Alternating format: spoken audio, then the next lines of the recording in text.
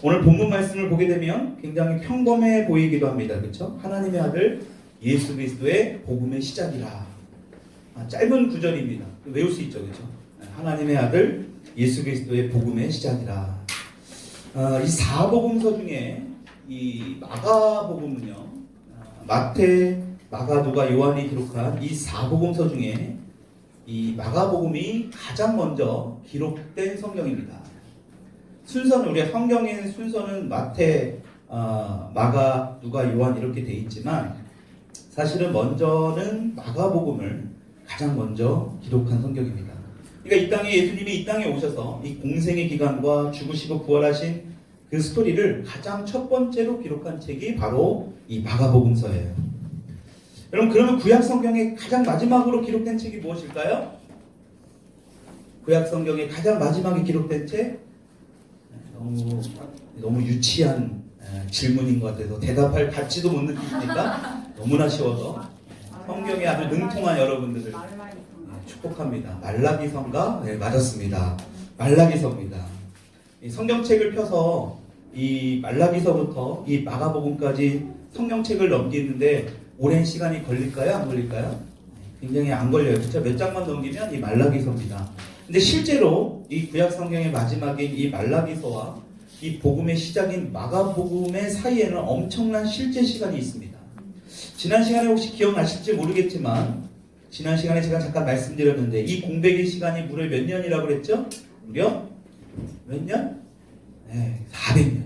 400년. 학교 다닐 때 선생님들한테 너무 혼난다 봐. 그쵸? 막 무슨 말하면 잘못 틀리면 혼날까 봐. 그러니까 우리나라는 자꾸 그런 게 있어요. 저도 그랬더라고요. 우리가 좀 이걸 바꿔나가야 될 것 같아요. 400년이나 됩니다. 그래서 이 중간 시기를 일컬어서 신구약 중간기다라고 이야기합니다. 이 신구약 중간기가 바로 이 말라기 선지자가 하나님의 말씀을 전하고 난 뒤에 이 땅에 예수님이 오시기까지 무려 400년 동안 하나님은 예언자도 보내지 아니하시고 하나님은 하나님의 백성들에게 말씀도 하지 아니하시고 그냥 침묵하셨다라는 겁니다. 이게 정말 이게 힘든 거잖아요. 하나님이 말씀하지 않는다. 여러분 지금 여러분들 생각해 보세요. 하나님이 말씀하지 않는다? 어떻게 우리가 살아갈 수 있을까요? 우리는 매일마다 뭐로 하나님의 말씀을 듣죠? 큐티로 들어요. 그렇죠? 주일날은 또 이렇게 목사의 설교를 통해서 듣습니다. 또 주중에 여러 사람들의 믿는 사람들을 통해서 하나님의 메시지를 우리는 계속해서 듣고 있는 거예요. 너무 감사한 거 아닙니까? 여러분 이 시기 때만 하더라도 성경이 보급되어 있지 않은 시기잖아요. 하나님의 말씀이 흔하게 접할 수 없는 시기입니다. 중요한 건 이 400년 동안은 완전히 하나님의 말씀이 침묵한 것처럼 사람들에게 보였다라는 겁니다. 여러분 그렇다고 우리 인간의 역사가 멈춘 건 아닙니다. 이 기간의 역사를 보게 되면 알렉산더라는 사람 혹시 들어보셨나요? 네, 한 번쯤은 들어봤을 겁니다. 이 알렉산더 대왕이 이 헬라 대제국을 이끌다가 일찍 죽어버립니다. 그리고 나서 이 헬라 제국이 세 나라로 쪼개지게 됩니다. 여러분 그런 여러 가지로 이 역사가 이루어지고 있는데 이때에 이탈리아 반도에서 이 변방국가였던 이 로마 제국이 발전하게 됩니다. 그래서 결과적으로는 지중해 전체를 장악하게 되는 그런 역사가 이루어지게 됩니다. 이때 이 팔레스타인 지역, 이 이스라엘 지역도 이 그리스와 로마의 어떤 이 압제, 어떤 저항하는 그런 운동들이 활발하게 움직였습니다. 그 중에서도 이 바리새인들, 율법학자들, 우리 성경에 나오는 인물들 있잖아요. 그 학자들이 이 서기관들을 중심으로 이 유대교를 지키려고 몸부림치는 그러한 시기입니다.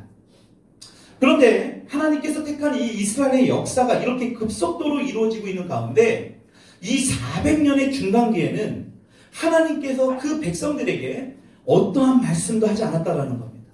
오히려 로마와 이 그리스의 식민지가 되어서 이 나라가 완전히 망가지게 되는 그러한 상황에 처해지게 됩니다. 그래서 이 유대인들은요, 이 시기를 일컬어서 영적 암흑기다, 하나님의 침묵기다 라고 부릅니다.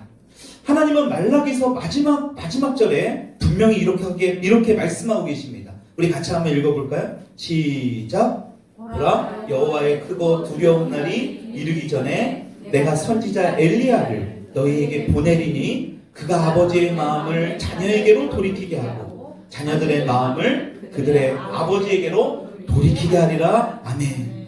이 말씀이 무슨 말입니까? 이제 구약의 역사가 다 끝나고 하나님께서 이제 하나님의 백성들을 통해 새로운 역사를 시작하려고 한다는 거예요. 그때에 뭐를 하겠느냐? 엘리야 선지자를 너희들에게 보내주겠다라고 말씀합니다. 그리고 그 엘리야 선지자가 나타나서 여호와가 여호와의 마음을 너희들에게 돌이키게 할 것이고 돌아서 있는 너희들의 마음이 하나님께로 여호와께로 돌아오게 하여서 하나님과 다시 화목하게 되는 새로운 역사가 시작하게 될 것이다 라고 메시지를 우리에게 하시는 거예요. 여러분, 그래서 이스라엘 백성들은요, 나라도 잃고 제대로 된 어떤 지도자도 없고 하나님의 말씀도 들리지 않는 그러한 상황에서도 이 말씀을 붙들고 하나님께 기도한 거예요. 뭐라고 기도했을까요?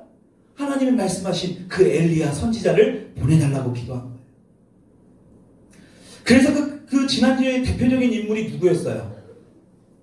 이 엘리야를 보내달라고 기도했던 인물이 누구예요? 시몬입니다. 시몬. 여러분, 이렇게 기도를 간절히 했지만 그 기도에 응답을 하지 않으니까 하나님께서 뭘 했다고 생각할까요? 우리를 버리셨다. 아, 우리는 이제 다 끝났다. 여러분, 1년만 기도해도요, 그 1년만 기도해서 그 기도의 응답이 들려지지 않는다 하더라도 얼마나 힘들어요. 그렇게 100년이 지나고 100년이 지나고 100년이 지나고 또 100년이 지난 겁니다. 진짜 하나님이 우리를 버리신 게 아닐까? 그러면서도 그들의 마음엔 또 어땠을까요? 혹시나 하는 마음으로 계속해서 기도를 한 거예요. 그게 바로 시몬입니다. 여러분, 이렇게 400년이 흐르게 됐는데 결국 400년 동안 아무런 역사가 일어나지 않은 거예요. 정말 특이한 건 뭐냐? 모세가 하나님의 말씀을 듣고 백성들에게 증거한 그 이후에 가장 길게 하나님께서 백성들에게 말씀하지 않았던 시기가 바로 이 신구약 중간기 400년이에요. 중요한 건 이렇게 지쳐있고 모든 것을 이제 포기할 만한 상황이잖아요. 아, 이제 다 끝났구나. 절망 가운데 있는 그 상황 가운데 오늘 복음 말씀을 보십시오. 우리 다시 한번 읽어볼까요? 1장 1절 시작. 하나님의 아들 예수 그리스도의 복음의 시작이라. 아멘. 짜잔 하고 빵빠레가 울린 거예요. 그동안 하나님의 음성이 전혀 들리지 않은 그런 상황 가운데 예수님이 이 땅에 오셔서 이 마가라는 제자를 통해서 가장 먼저 메시지가 뭐냐? 하나님의 아들 예수 그리스도의 복음의 시작이라. 400년 동안 들리지 않았던 상황입니다.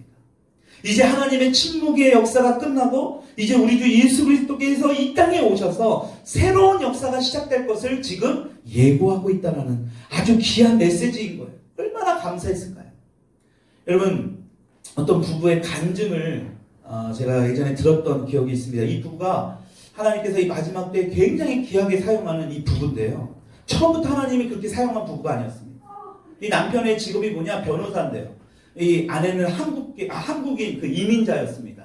근데 이 변호사 남편이요, 젊은 시절에 한국에서 이 군인을 보내면서 이 한국 사람, 이 지금의 아내를 만납니다. 첫눈에 반해서 이제 결혼하게 됐는데, 결혼 후에 아이를 갖게 되었는데, 문제는 그 아이가 정신 박약증에 걸리게 된 겁니다. 온몸이 완전히 지체 부자유자로 태어난 거예요.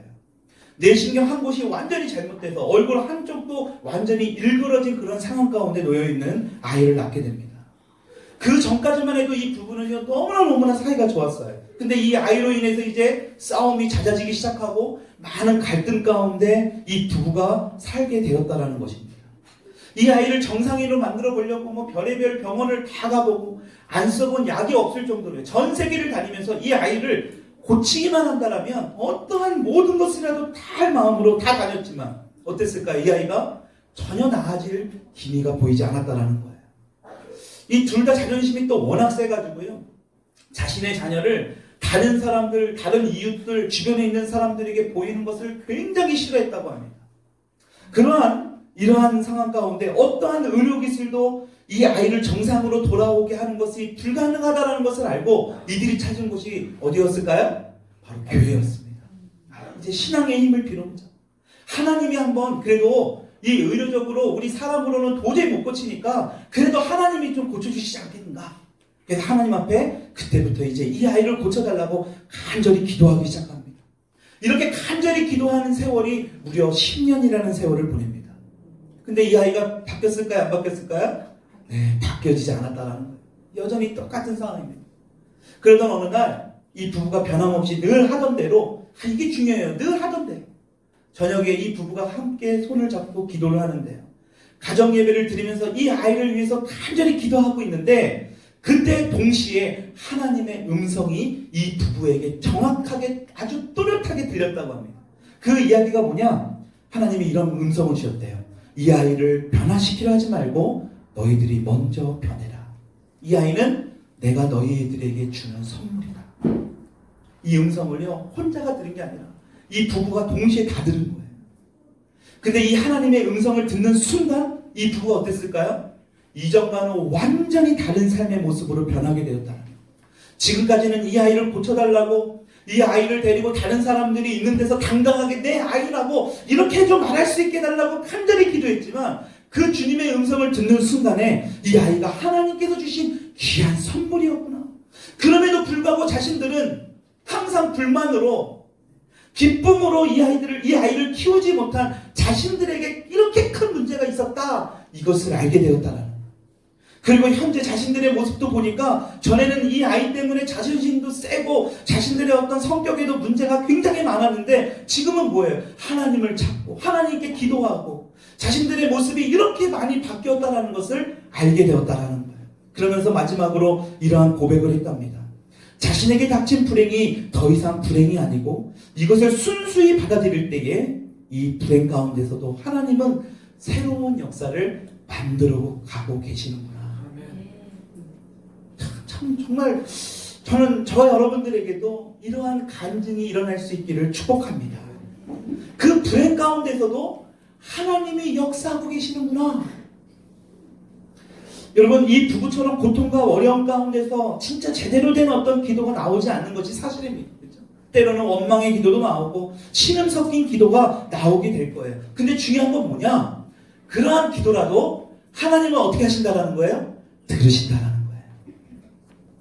들으시는 것뿐만이 아니라 그 기도에 응답하고 계시다라는 거예요. 여러분, 저와 여러분들이 하나님을 향해 무언가 신호를 계속 보내고 있다는 것만으로도 하나님께서는 뭐예요? 그 기도를 들으시는 증거예요.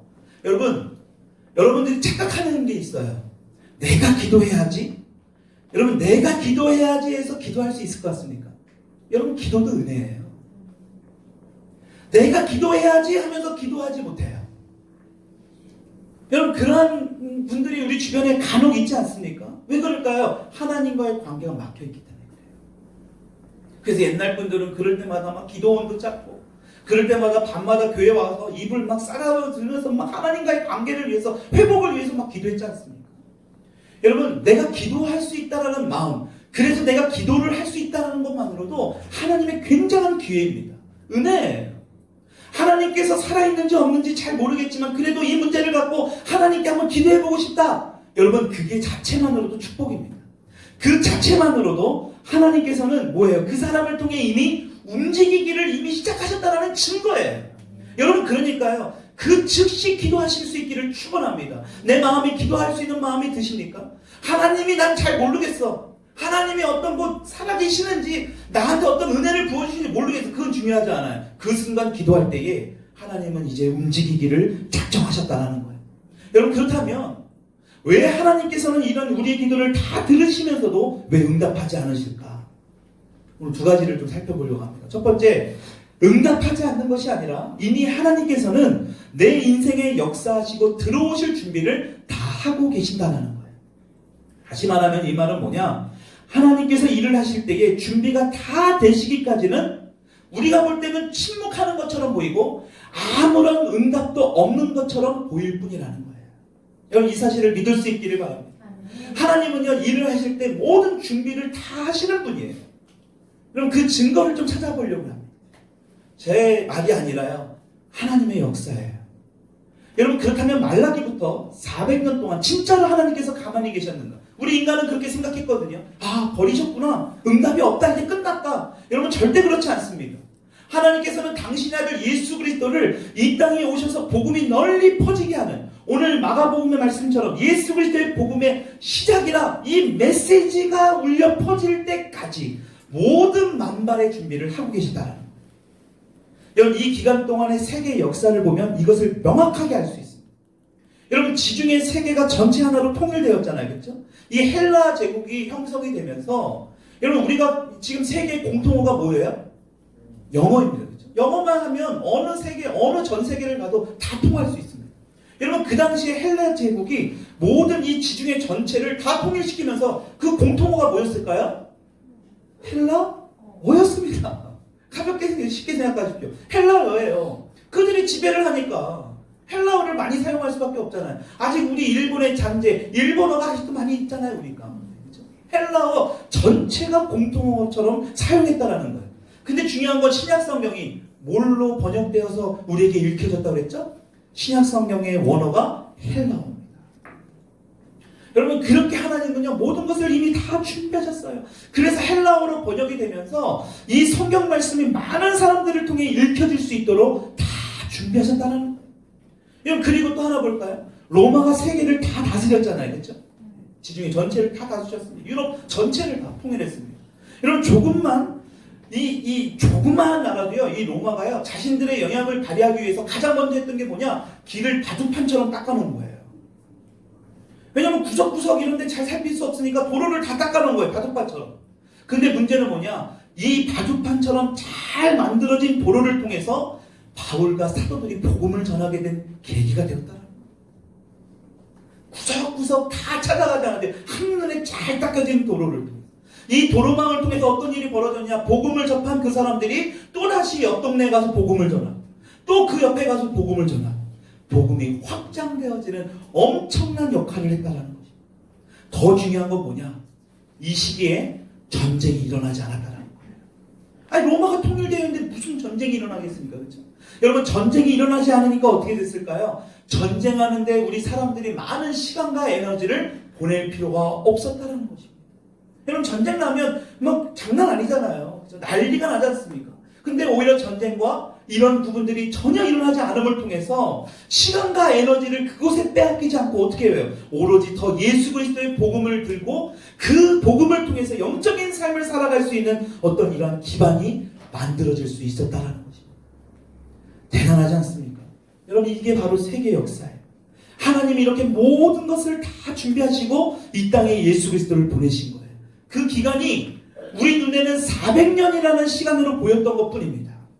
여러분 그래서 구약 성경에 능통했던 성경에 능통했던 이 사도 바울이 이 모든 것을 준비하시고 예수님을 보내셨다는 것을 깨닫고 이 갈라디아서에 이렇게 고백합니다. 같이 한번 읽어볼게요. 시작. 하나님이 그 아들을 보내서 다시 한번 읽어볼게요. 시작. 때가 참에 하나님이 그 아들을 보내서 여자에게서 나게 하시고. 여러분 때가 참에 여기선 크로노스가 아니라 카이로스입니다. 인간의 계획, 인간의 어떤 스케줄, 인간의 시간으로 움직이는 것이 아니라 하나님께서 생각하시고 하나님께서 계획하시고 하나님의 때를 지금 말씀하는 게 바로 때가 참에입니다.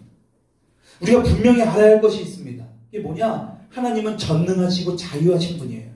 그래서 절대로 사람들의 어떤 생각과 계획 속에서 그 분이 들어와서 절대로 그것들의 계획을 이루어 가시는 분이 아니라는 거예요. 사람의 어떤 계획에 들어와 계시는 분이 아니에요, 우리 하나님은.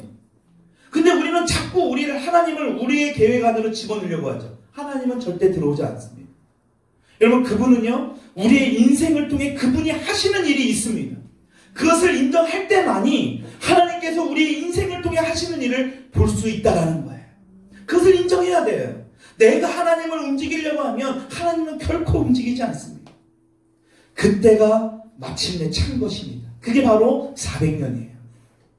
그러니까 우리가 하나님의 일을 이루기 위해서는요, 절대로 조급해서는 안 돼요. 때가 있어요, 때가. 지난 시간에도 우리가 말씀드렸지 않습니까? 여러분, 신앙은 기다리는 것이다. 다시 한번 따라할까요? 신앙은 기다리는 것이다.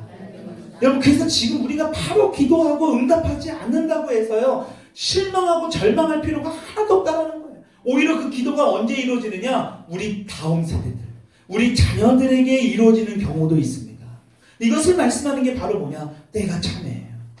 우리는 하나님께서 말씀하시지도 않고 우리의 기도도 응답하시지 않는다고 원망할 수도 있지만 반드시 우리가 기억해야 될 것이 있습니다. 우리가 기도하는 이 순간에도, 우리가 예배하는 이 순간에도 하나님은 그 일들을 위해서 준비하고 계시다. 이것을 믿음으로 바라볼 수 있기를 축원합니다. 여러분 잘 보세요. 400년이라는 긴 시간도 하나님이 역사하셨어요. 근데 우리가 고작 4개월, 4년 요 정도도 못 기다린다고요? 여러분 절대로 하나님은 그러신 분이 아니라는 것입니다. 둘째로 하나님께서 우리의 기도를 들으시면서도 왜 바로 응답하지 않으시냐면 바로 이 어둠의 시간을 통해 하나님은 어둠 속에서 그 사람을 빚어내고 계시기 때문이에요. 어둠 속에서도 하나님은 그 사람을 빚어내고 계시는 거예요. 여러분 좀 전에 간증을 했던 그 부부 있잖아요. 그렇죠? 10년의 세월 동안 어떤 기도를 했을까요? 뻔한 기도입니다. 내 자식 낳게 해달라고. 내 자식 데리고 다른 사람들 앞에 당당하게 내 자식이라고 좀 말해달라고, 이 지긋지긋한 환경을 좀 바꿔달라고 기도한 거예요. 여러분 근데 문제는 뭐냐? 하나님은 전혀 다른 계획을 가지고 계셨다는 거예요. 무슨 계획일까요? 자식을 낳게 해주는 그런 계획이 아니라 그렇게 기도하고 있는 그 부부 자체가 바꿔지기를 하나님은 계획하고 계셨다. 여러분 지금 부부의 환경은 이전과 똑같습니다. 근데 뭐가 바뀌었습니까? 이전의 환경을 바라보는 그 시각이 바뀌어지게 되면서 이 부부가 어떻게 바뀌었습니까? 지금 상황을 다른 시각으로 바라보니까, 다시 말해 하나님의 시각으로 바라보니까 그 속에서도 뭐를 누리는 거예요? 천국을 누릴 수 있는 거예요. 지체 부자유자인 그 자녀가 그게 하나님의 선물이라는 것을 그들의 입술로 간증하게 된 겁니다. 여러분 이 부부가요 마지막 때 굉장히 하나님이 귀하게 사용하는 부부, 사업이 막 엄청난 부를 일으켜줬어요. 세계 선교 각지를 다니면서요 엄청난 교회를 세우고요 그 불쌍한 아이들을 위해 복음을 전하는 그런 부부로 평신도 사역자를 하나님이 사용하시더라는 거예요. 저는 확신합니다. 마지막 때는요 평신도 여러분들을 통해서 하나님이 역사하세요. 목회자인 저를 통해서만 역사하는 게 아니라 하나님은 반드시 여러분들의 사업과 직업, 직장과 어떤 여러 가지 달란트를 통해서 하나님은 역사하세요. 그게 여러분들 한 사람만 잘 먹고 잘 살기 위한 것은 아니에요. 그것은 보너스이고 덤이에요. 덤으로 더 잘 될 수 있어요. 여러분들 충분히 행복할 수 있습니다. 근데 그 행복을 통해서 여러 사람들도 그 행복을 누릴 수 있도록 여러분들을 반드시 사용하게 된다는 거예요. 여러분 이 부부처럼 말이에요. 여러분 이게 바로 뭡니까? 똑같은 자녀예요. 지체 부자인 이 아이가 변화된 건 하나도 없습니다. 근데 이것이 천국이래요. 이것이 바로 하나님이 주신 선물이래요. 이게 바로 뭐냐? 영안이 열린 거예요. 여러분 육안으로 세상을 보는 것은 믿지 않는 사람들이 세상을 보는 방식이에요. 그러나 하나님의 관점, 이 영예가 눈으로 보게 되면 이전에 보지 못했던 것들이 이제 뭔가요? 이제 보이게 되는 거예요. 이전에 전혀 느끼지 못했던 것들이 이제 진짜 느껴지게 되는 거예요. 이건 말로 표현할 수 없어요. 저도 이전에 그런 경험을 했거든요. 그래서 제 주변에 있는 사람들이 혹시 이 산에 빠지지 않았냐고 막 찾아오기까지 했어요. 구원해준다고, 구출해준다고. 잘못된 종교 집단에 빠진 것 같아요. 여러분 하나님이 역사하시고 하나님의 음성을 듣고 하나님이 우리를 깊이 만나주시면요 이런 역사는 반드시 일어납니다. 여러분 다른 사람이 볼 때는 그 환경이 불행해 보일 거예요. 그렇죠? 지체 부자유자인 그 모습은 그대로예요. 근데 그 어둠 속에서도 하나님께서 역사하시고 일하고 계시다는 것을 우리는 확신할 수 있다는 거예요. 그래서 우리는 절대 요동할 수 없게 된다는 거예요. 왜 요동하지 않을까요? 이게 바로 하나님의 계획이라는 것을 확신하기 때문입니다. 우리는 힘들지 않게 어려운 일도 경험하지 않고 암흑의 시기 없이 고속도로처럼 쭉쭉 하나님의 일이 그냥 다 이루어졌으면 좋겠잖아요. 그렇죠? 고통 없이, 고난 없이. 여러분 중요한 것은 하나님은 그렇게 일하시지 않아요. 절대로 그렇게 일하시지 않습니다. 하나님은 하나님이 사용하시고자 하는 사람일수록 그 사람을 뭐예요? 아까도 얘기했지만 어둠 속에 몰아넣을 때가 많이 있습니다. 고통 속으로 몰아넣으세요. 그리고 그 사람을 어떻게 하느냐? 업그레이드 시키십니다. 왜 그렇게 하느냐? 우리 인간은요 절대로 스스로 바꾸려고 하지 않습니다. 제가 몇 년의 이제 저의 내면의 모습을 바라보는 작업의 시간을 가졌거든요.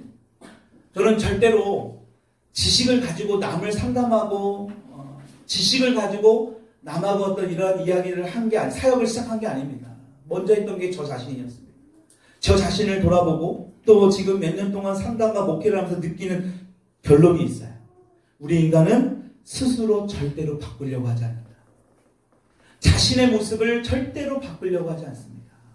제가 이거는 장담합니다. 우리 인간은요 보고 싶은 것만 보고 싶어요. 전에 어떤 목사님이 이제 이런 메시지를 들었어요. 이 목사님이 목자된 마음으로, 이제 영적인 아비잖아요. 영적인 목자된 마음으로 어떤 성도님이 들었으면 하는 메시지를 막 준비했대요. 그 성도님이 꼭 들었으면 좋겠다고 열심으로 딱 해서 이제 그 메시지를 딱 전하는데 정작 그 들어야 될 그분은 졸고 있더라고요. 오히려 안 들어도 되는 그분이 들어서 은혜 받고 막 변화되고 이런 모습을 봤다는 거예요. 여러분, 이 말은 뭘까요? 우리는 듣고 싶어 하지 않습니다. 우리의 잘못된 부분을 듣는 것을 여러분들이 인정하고 싶어 하지 않습니다. 그게 우리예요. 그게 저와 여러분들이라. 우리 인간은 굉장히 합리적이고 이성적이고 객관적으로 우리는 생각하지만 우리는 굉장히 비합리적입니다. 이성적으로 생각하지만 우리는 굉장히 감성적이에요. 우리가 객관적으로 여기지만 여러분 10개의 사물을 동시에 한번 봐보십시오. 다 다릅니다. 사람마다. 이 정도로 우리는 객관적이지 못해요. 그러니까 우리 인간은요, 자기 속에 있는 어떤 연약한 것, 나를 반복해서 걸려 넘어지게 만드는 그것들을 알아도 고치려고 하지 않는 것이 우리 인간의 모습이라는 거예요. 왜 그럴까요? 우리 안에는 죄가 있기 때문에. 오늘날의 이 교회가 죄에 대해서 굉장히 난감함을 표현합니다. 여러분, 오늘 이 대림절 둘째 기간, 특별히 우리의 죄를 고백하는 기간입니다. 다시 오실 예수님을 기억하면서, 다시 오실 예수님을 바라보면서 우리의 죄를 고백하는 주간이 바로 이 둘째 주간이에요. 우리 교회가 왜 이렇게 힘을 잃었습니까? 죄에 대해서 그냥 만연하게, 그냥 만만하게, 그냥 별로 중요시 여기지 않게 그냥 받아들이기 시작한 겁니다. 여러분, 그러기 시작하면 이 교회가 점점 누룩처럼 번지게 됩니다. 이 죄는 오염성이 있습니다. 죄는 반드시 퍼져요.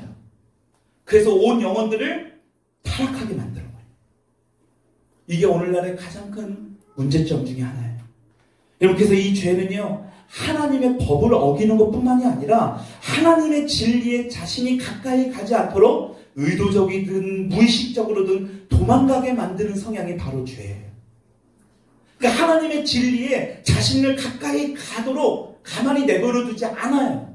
그러니까 뭐예요? 듣고 싶은 것만 듣는 거예요. 보고 싶은 것만 보게 되는 거예요. 그러니까 교회 성도님들이 그렇잖아요. 좋은 얘기 그냥 오냐 해주고 칭찬해주는 그런 메시지를 하는 교회를 더 많이 찾습니다. 근데 이제 큰 교회들이 자성하기 시작했어요. 이제 이 부분을 깨트리기 시작하더라고요.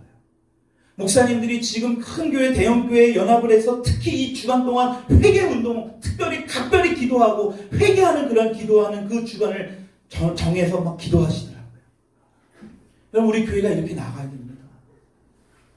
여러분, 우리 죄를 인정하지 않고는요, 죄를 너무나 간과하고 죄를 너무나 무시해버리면 우리는 하나님으로부터 계속해서 뭘까요? 도망가고 하나님으로부터 멀어지는 그런 삶을 살아갈 수밖에 없어요. 여러분, 그래서 하나님께서는요, 이렇게 죄로 가득한 사람을 사용해야겠다라고 결정하시면서 하나님의 음성이 들리지는 거 않는 것 같고 암흑 같은 세상으로 때로는 몰아넣으실 때가 있다라는 거예요.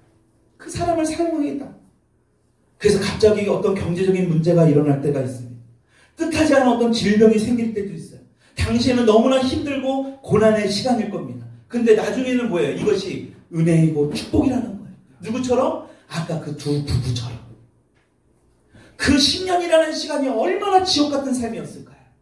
근데 그들은요, 10년 동안에 그 간절히 기도하면서 그게 은혜이고 하나님의 선물이라는 것을 그들의 입술로 알게 된 거예요. 고백하게 된 거예요. 그럼 이것이 어떻게 은혜이고 축복이 될 수 있습니까? 그 어둠의 시간이 지나고 나면 하나님께서 역사하시고 있는 그 귀한 일들을 다 경험할 수 있기 때문에. 여러분, 중요한 것은 뭐냐? 하나님의 그 약속의 말씀을 붙들고 계속해서 그 말씀을 기억해야 된다는 거예요. 말씀 안에 있어야 된다는 거예요. 죄를 져도 말씀 안에 있어야 돼요.